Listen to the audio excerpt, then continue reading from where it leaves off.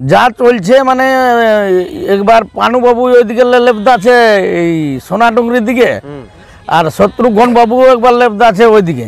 শত্রুঘ্ন মাহাতো পানু সিংকে গুলগুলিয়া পকড়ি লেবদা আছে, আর ওইদিকে পানু সিং শত্রুঘ্ন মাহাতাকে চুড়ি শাখা সায়া লেবদা তো আছে। সেই সূত্রে লেপদা লেপদি হচ্ছে। এখন ব্যাপারটা হচ্ছে বিভিন্ন রকম দর্শকও মতামত দিচ্ছে, কমেন্ট করছে নানা রকম ব্যাপার। চয়েস করতে দিয়েছে। হ্যাঁ, 3টে মাঠ ও আর বলছে যে আমার গায়ে নাই তো এথায় ওথায়। এদিকে এবারে পানুবাবু বলছে আমার গান নিয়ে আসুক, তাইলে আনলেই এত ভাগালে আরও এত।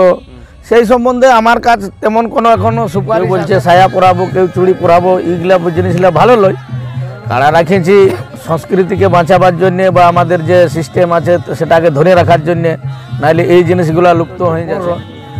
তো এদেরও যদি লাগাতে চাই তো আমি বলবো যে আর কেন, তাইলে যদি পানুবাবু একটা আসর টাসর একটু মোটামুটি ঠিক করুক, কারণ